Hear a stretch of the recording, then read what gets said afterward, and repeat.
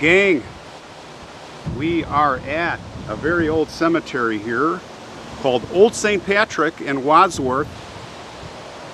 We have been here before, but today we are going to go more into some detail. We're going to go into a deep dive, and we're going to be joined by Britain and someone else that's special with Britain. And hey, they're just pulling up now. Check it out. Timing is good. So let's see what they're doing. We got a windy day here. Hopefully it's not going to mess things up on the mics, but listen, we are going to be talking about the witch, Bloody Mary, Mary Worth. Again, we've talked about this, but we're gonna get more into it, and we're gonna do some things, explore some more areas here than we did last time. So let's go say hi to these guys first, and then we'll see what we're doing.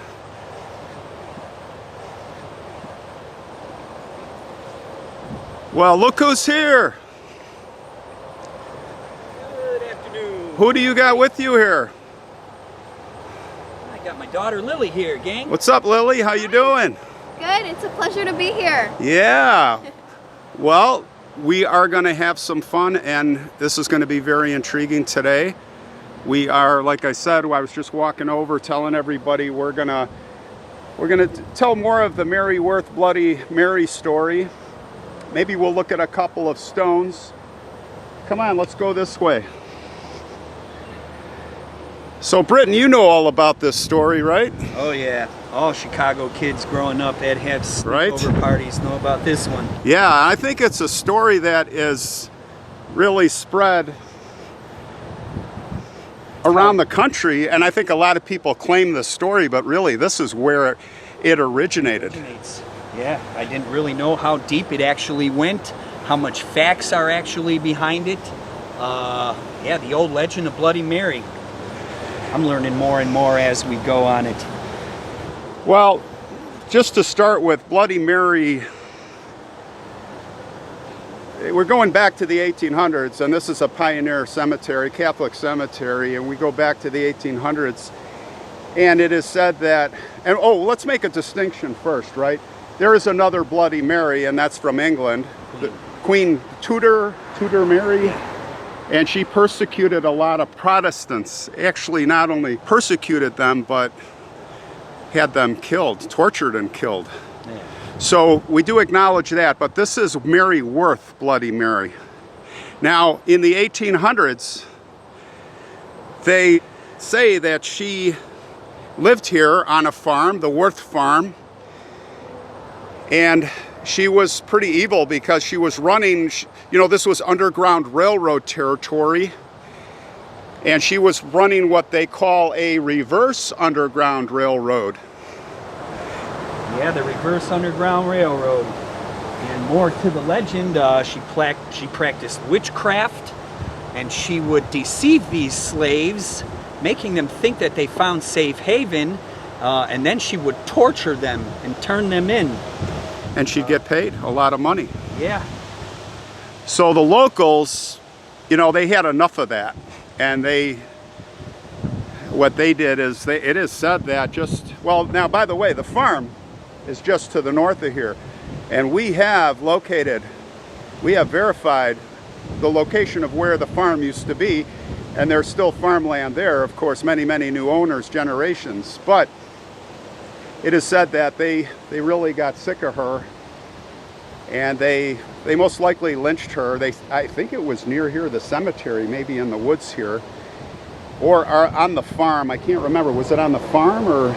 Well, you've got the lynching story in the woods, and then you have the burned at the stake story at the farm. Ah. Yeah.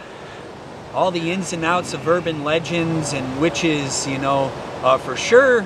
She wasn't stoned to death, which was the way the Salem witch persecution. Or they were pressed. However, a stone does play a role in the tale.